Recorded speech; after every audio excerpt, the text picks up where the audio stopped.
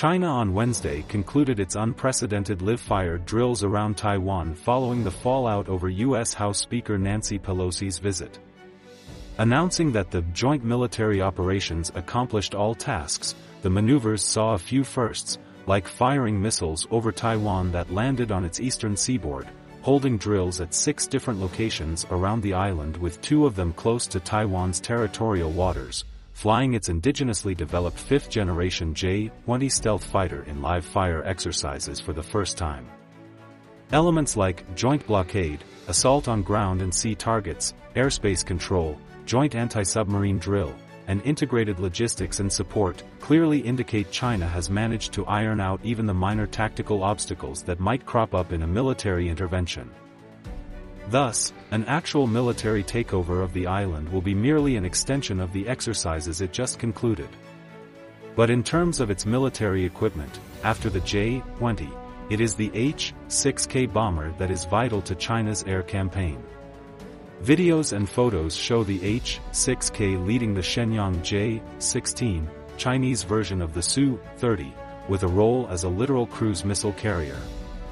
This will address the threat vital Taiwanese ground military infrastructure will pose to Chinese naval and air assets. Videos indicated H-6K bombers are simulating attacking Taiwanese targets by releasing cruise missiles. This would include medium-sized fighter bombers like the J-16 in a flexible manner crossing the Taiwan Strait from both the south and the north. Maintaining pressure by firing a volley of missiles would also exhaust the Taiwanese defense forces of their inventory of surface-to-air missiles, SAM, or force a tactical pause in operations to reinforce their units, which China could exploit to overpower them.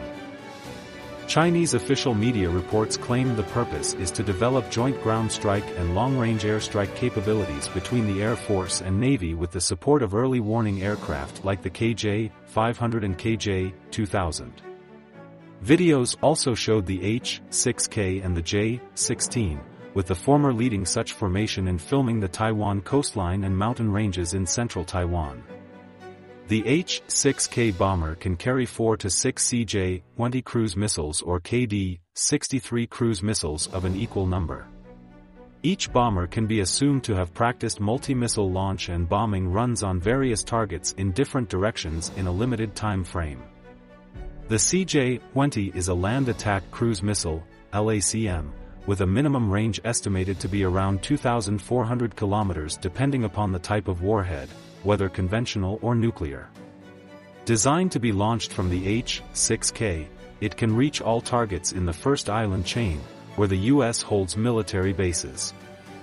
The KD-63, also the YJ-63, on the other hand, entered service in 2004 and is believed to be the first indigenously developed cruise missile in the Chinese military.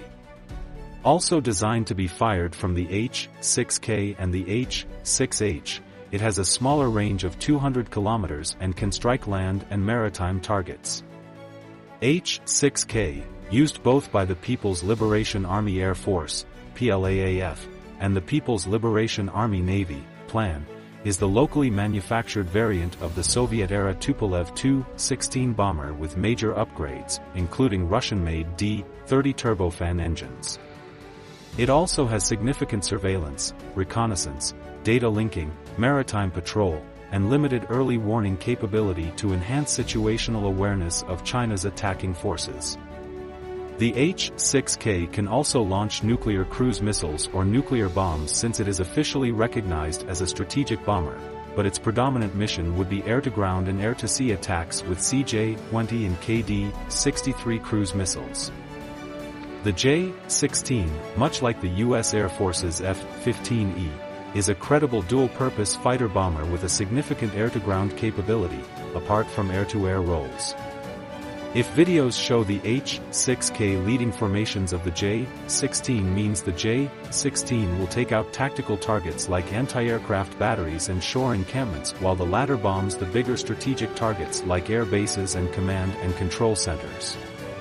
Being a fighter too, the J-16 provides integral air defense to the H-6K where the former's own and airborne radars from the KJ-500 and KJ-600 early warning aircraft keep the skies clear. The J-17, a dedicated ground attack aircraft, also becomes important here, serving as an anti-ship and air-to-ground precision strike platform. The main thrust of the operations is expected to be led by the PLA Navy, possibly undertaking an amphibious operation while also conducting anti-air, anti-ship, and anti-land strikes from both warships and aerial platforms.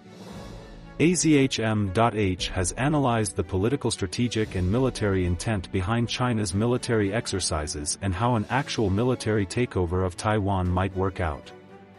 The show of force appears to have achieved its political goal, with Taiwan's own military drills at the height of China's announcements not wanting to escalate the conflict.